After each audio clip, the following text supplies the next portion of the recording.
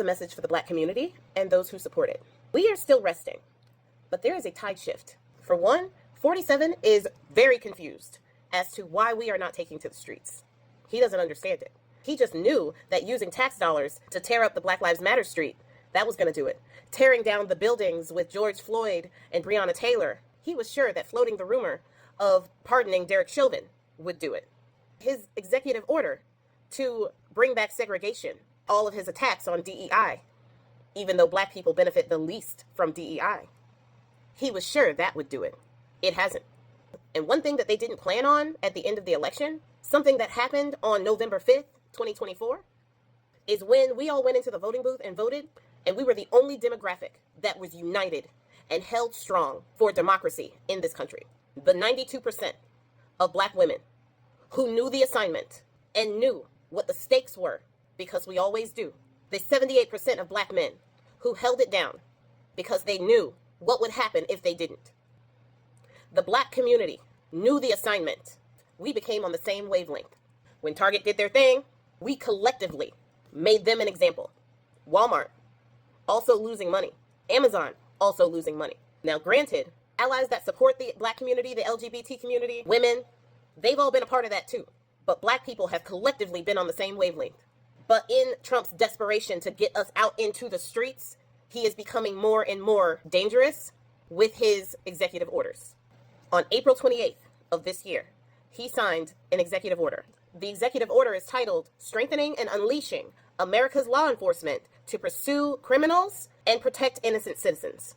Now, we all know that Trump don't give a crap about innocent citizens, because if he did, he would care about due process, and he wouldn't try to get rid of habeas corpus, because that is how you know that a citizen is innocent or not. So what they want to do in this executive order is give cops more power and permission to profile, to brutalize people that they just think are guilty. That means us. He is trying to create another George Floyd, another situation that will get us into the streets. I say this so that we all can be cautious and we can all see and know what he is trying to do.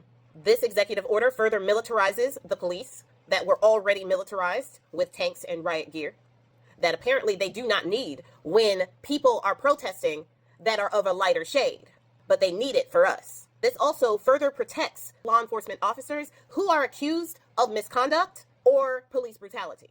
Protects them because we know that they need to make it home to their families, but you don't need to make it home to yours. They fear for their life, even though they're the ones holding the weapon and pointing it at your back. This executive order also does something that we have already seen. This executive order threatens state and local officials who discriminate by enacting diversity, equity, and inclusion initiatives. If state and local officials are being inclusive, advocating for diversity and equity, they can be charged with discrimination charges.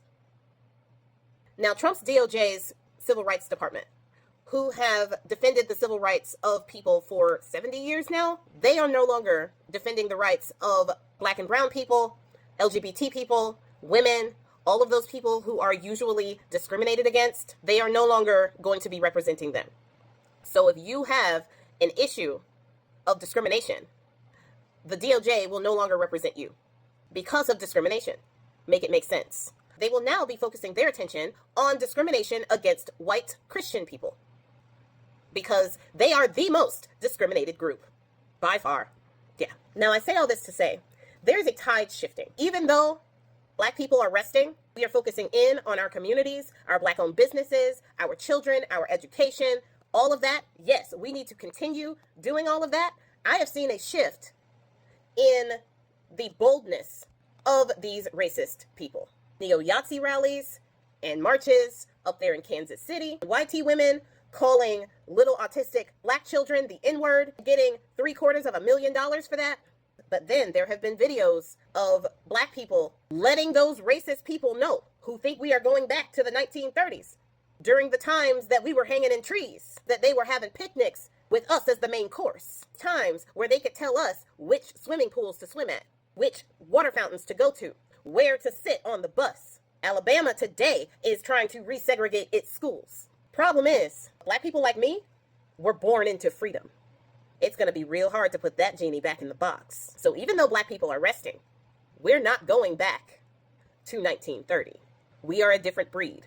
But I say, be cautious, because 47 has already started putting things in place, specifically for us, because he wants us to protest.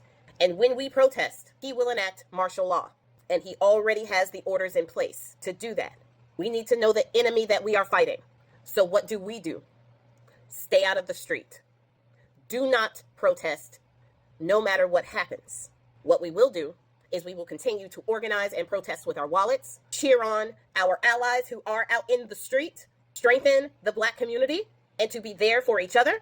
We will continue to support Black-owned business with our wallets and our presence. We will continue to be united as we were on the 5th of November 2024 when we tried to save this country. We will continue to do what we do best, thrive in our excellence, even during the hardest times. Love y'all. I don't usually say this, but share this video to somebody that you think needs to hear it.